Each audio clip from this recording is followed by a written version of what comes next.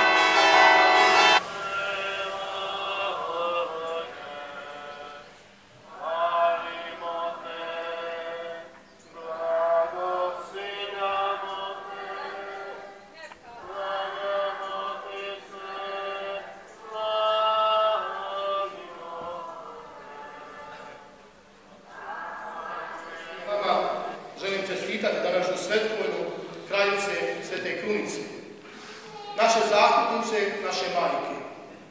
Majke koja u svakom trenutku dije na svojom djecom. Majke koja je spremna, i ona poziv anđela koji smo čuli evanđelju, učiniti sve da bi čovjeku donijela spas. Onda se s pravom danas možemo pitati, a što onda s čovjekom? A šta onda s vjerom? A šta je onda s nama koji sebe nazivamo i zovemo vjernicima, sljedbenicima Isusa Krista? Kako i na koji način mi živimo svoj poziv prema Bogu? Kako i na koji način mi zahvaljujemo i dajemo Bogu hvalu za sve ono što čini i što je učinio u našem pozivu?